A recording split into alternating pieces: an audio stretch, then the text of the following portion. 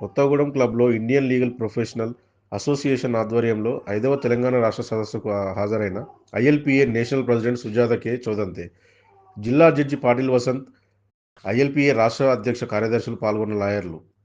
ఐఎల్పీఏ తెలంగాణ రాష్ట్ర సెక్రటరీ శాంసన్ మాట్లాడుతూ, SC ST minority వర్గాలకు జరుగుతున్న అన్యాయాలు దాడులను ఎదుర్కొనేందుకు, మార్జినలైజ్డ్ కమ్యూనిటీస్ను ప్రొజెక్ట్ చేసేందుకు, బలహీన వర్గాల నుంచి వచ్చిన న్యాయవాదులకు న్యాయస్థానంలో లీగల్గా ధీటుగా వాదనలు వినిపించేందుకు, వారికి సబ్జెక్ట్ వైజ్గా శిక్షణ వృత్తిలో రాణించేందుకు ఉచితంగా వర్క్షాపులు నిర్వహించడం జరుగుతుందన్నారు.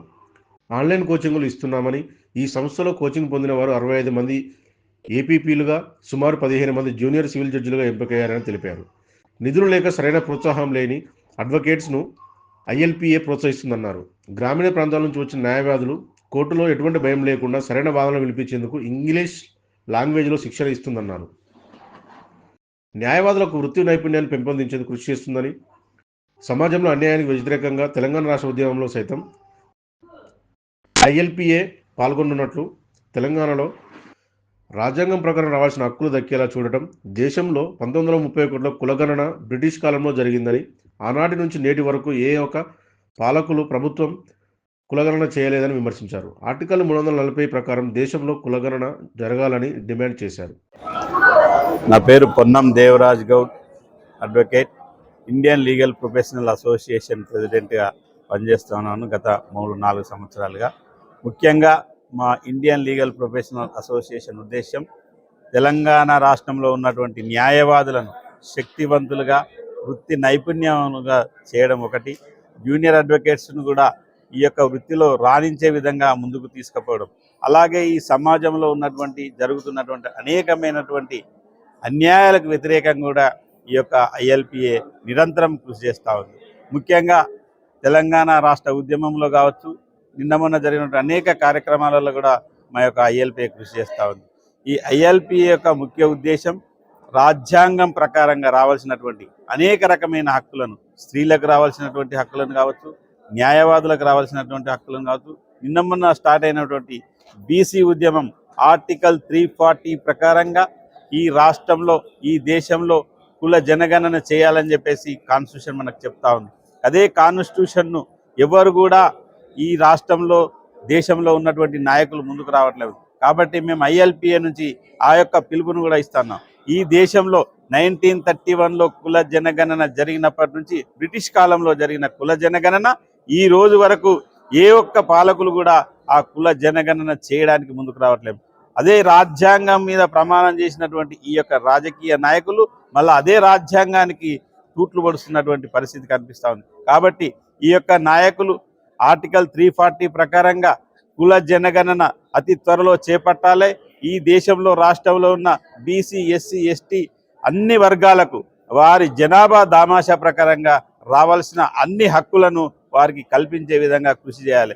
లేకపోతే రాబోయే రోజుల్లో బీసీ ఉద్యమానికి కూడా మా యొక్క ఐఎల్పీఏ అండగా ఉంటుంది. బీసీ ఉద్యమాన్ని కూడా ఒక ఉద్ధృతమైన రూపంలో చేసి బీసీ వర్గాలకు రావాల్సినటువంటి, వారి జనాభా దామాషా ప్రకారంగా రావాల్సినటువంటి హక్కుల కోసం ఈ యొక్క ఐఎల్పీఏ రాబోయే రోజుల్లో పెద్ద ఎత్తున కార్యక్రమాలు తీసుకుంటుందని కూడా మేము మనం చేస్తున్నాం. అలాగే ఈడబ్ల్యూఎస్ రిజర్వేషన్ రాత్రికి రాత్రి ఒక 15 రోజుల్లో పార్లమెంట్లో ఆమోదించబడ్డది, రాష్ట్రపతి ఆమోదించబడిన బిల్లు చేయబడినది. అది ఏ రకంగా అమల్లోకి తీసుకొచ్చినారో మరి ఈడబ్ల్యూఎస్ ఆర్టికల్ 15(4), 16(4) రాజ్యాంగంలో చాలా క్లియర్గా ఉన్నది. మనకి socially, educationally who are backward they are entitle for reservation అని చెప్పేసి. కానీ ఈడబ్ల్యూఎస్ రిజర్వేషన్ 15(4), 16(4కు వ్యతిరేకంగా ఈ యొక్క పాలకులు, కేంద్రంలో ఉన్నటువంటి బీజేపీ ప్రభుత్వము రాత్రికి రాత్రి ఈడబ్ల్యూఎస్ రిజర్వేషన్ బిల్లును తీసుకొచ్చింది.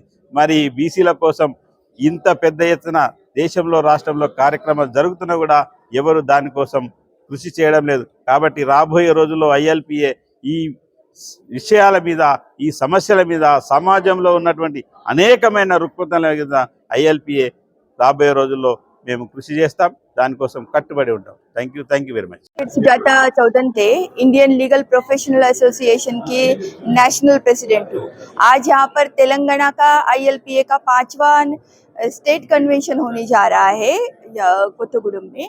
और Indian legal professional association Bharat का स्वतंत्र होने के बाद आज तक किसी भी संगठन जो है वकीलों का, Indian legal bar association of India का छोड़ के दूसरे कोई भी है, वो ऑल ओवर इंडिया पर SC ST OBC और माइनॉरिटीज इनको लेकर बना हुआ नहीं है।